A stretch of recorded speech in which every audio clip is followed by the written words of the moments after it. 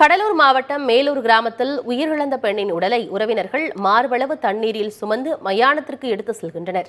விவரங்களோடு செய்தியாளர் ஸ்ரீதர் இணைந்திருக்கிறார். ஸ்ரீதர், இப்ப கனமழை காரணமாக கடலூர்ல பல இடங்கள்ல தண்ணீர் தேங்கி இருந்தது.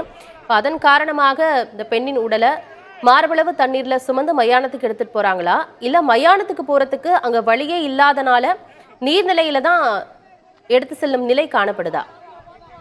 கடலூர் மாவட்டத்தில் பெய்த மழையும் மற்ற மாவட்டங்கள் குறிப்பாக அரியலூர், பெரம்பலூர் உள்ளிட்ட மாவட்டங்களில் பெய்த மழை கடலூர் மாவட்டம் வழியாகத்தான் வடிகாலாக செல்கிறது. இந்நிலையில் தான் மாவட்டம் முழுவதும் உள்ள ஏரி, குளம், ஆறு என அனைத்து பகுதிகளும் நிரம்பிய காரணத்தால் பல இடங்களில் சுடுகாட்டுக்கு செல்வது கூட மிகப்பெரிய பிரச்சனை ஏற்படுகிறது. நீங்கள் பார்த்து கொண்டிருக்கும் இந்த காட்சி என்பது திட்டக்குடி அருகே உள்ள மேலூர் கிராமத்தில் தான். இந்த மேலூர் கிராமத்தில் செல்வராணி என்பவர் உயிரிழந்து விட்டார். அவரது உடலை கொண்டு செல்வதற்காகத்தான் சுடுகாட்டுக்கு செல்கிறார்கள். அந்த பகுதி முழுவதுமாக தண்ணீர் இருக்கும் காரணத்தால் அந்த ஓடையை கடந்துதான் அந்த மயானத்துக்கு செல்ல வேண்டும்.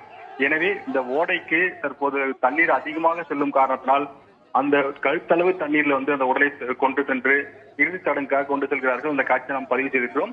இது சம்பந்தமாக அதிகாரம் கேட்டதற்கு இது குறித்து விசாரித்து நடவடிக்கை மேற்கொள்ளப்படும் என்று தெரிவித்தார்கள். ஆனால் கடலூர் மாவட்டத்தை பொறுத்தவரைக்கும் பெரும்பாலான அந்த சுடுகாடுகள் ஆற்றை ஒட்டியும் இதுபோல் ஓடைகளை ஒட்டி தான் அமைக்கப்பட்ட காரணத்தால் உயிரிழந்த பிறகு கூட அந்த உயிரை பணைய வைத்துதான் அந்த உடலை கொண்டு செல்லும் நிலை கடலூர் மாவட்டம் தற்போது இருக்கிறது.